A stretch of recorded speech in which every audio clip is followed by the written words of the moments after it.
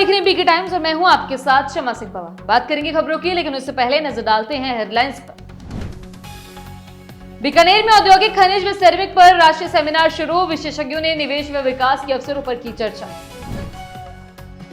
टोंक के निवाई में 16 करोड़ की सड़क भ्रष्टाचार की भेंट, ग्रामीणों ने की नारेबाजी और ठेकेदार पर लगे आरोप। राजसमंद में हाई टेंशन लाइन को लेकर बवाल, मुआवजा विवाद में खातेदारों और कंपनी के बीच हुई झड़प।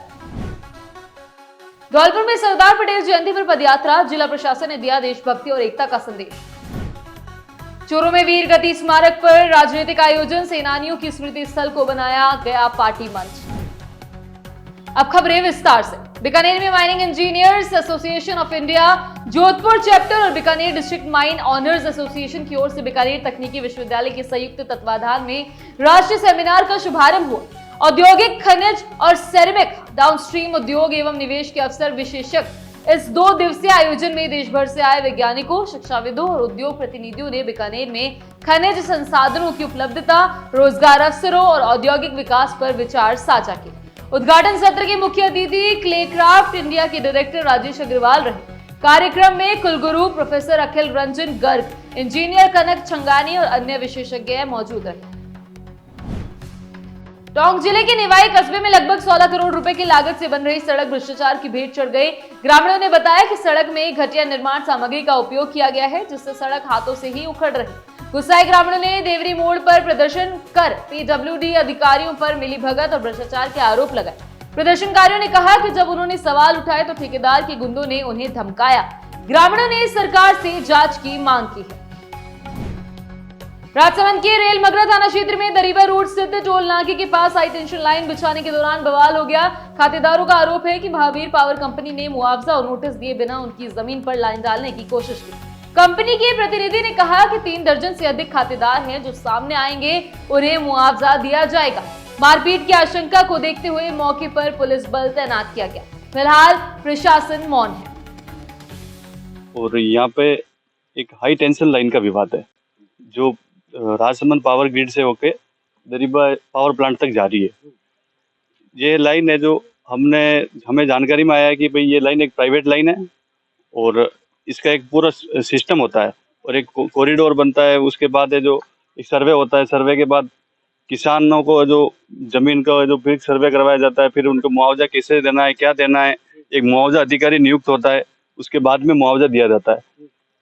तो इन्होंने जो ये किया कि ना तो कोई ऐसा कोई सिस्टम किया है, ना हमें कोई प्रायर नोटिस दिया है, ना कोई मुआवजा दिया है, ना कोई अधिकारी हमसे इस कंपनी का और या फिर हिंदुस्तान जिंक के अंदर लाइन जा रही है तो वहाँ पे भी हम जाके आए। तो उन्होंने भी ये कहा कि भाई हमने जो पूरा जो मुआवजे समेत और सारा जो भी खर्च होगा इस लाइन से रिलेटेड वो हमने पूरा करके ठेकेदार भरपाई करेगा उसकी, और उसको हमने वहाँ तक का टेंडर दे रखा है। आपने ठेकेदार से संपर्क किया? हमने जो इससे रिलेटेड ठेकेदार से भी संपर्क किया। ठेकेदार ने कहा कि आपकी जमीन कहाँ आ रही, मैं उसका पता करके आपको बताऊंगा।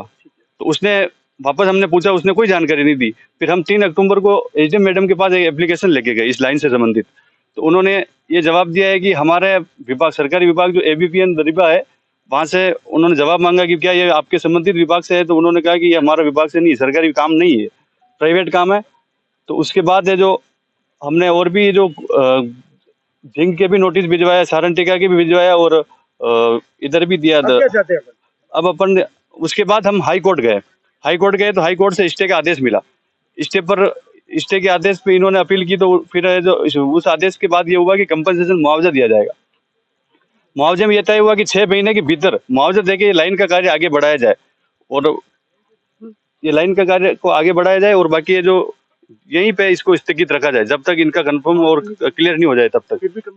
फिर भी कंपनी वाले दादागिरी से काम कर रहे हैं और यह पुलिस प्रशासन भी है जो साथी है और वो चाह रहे हैं कि वो पुलिस वाले भी ये चाहते हैं कि इनका पहले क्लियर हो जाए और उसके बाद में काम किया जाए।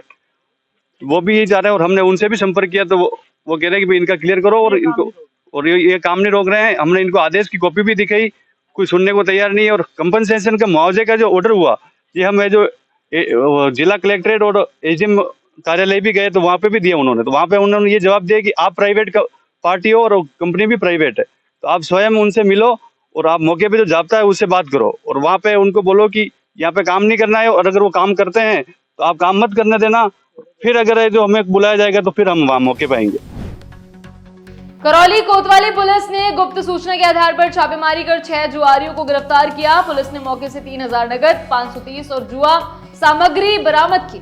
सभी आरोपियों के खिलाफ जुआ अधिनियम के तहत मामला दर्ज किया गया। थानाधिकारी अध्यात्म गौतम ने बताया कि आगे की कानूनी कार्रवाई की जा रही है और ऐसी कार्रवाई आगे भी जारी रहेगी।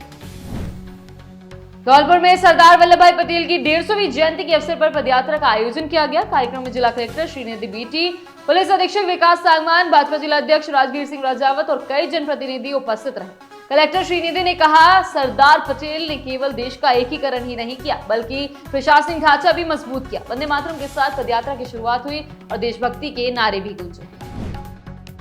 चूरू जिला मुख्यालय पर स्थित वीर गति स्मारक पर राजनीति का खेल खेला गया। वंदे मातरम की 150वीं वर्षगांठ पर एक पार्टी विशेष ने यहाँ कार्यक्रम आयोजित किया। टेंट लगाए गए और भाषण दिए गए। लोगों का कहना है कि इस स्थान शहीदों की याद का पवित्र स्थल है। यहाँ राजनीतिक कार्यक्रम करना अनुचित है। सामाजिक कार्यकर्ताओं ने विरोध जताते हुए मांग की कि आगे से ऐसे पुनरावृत्ति ना हो।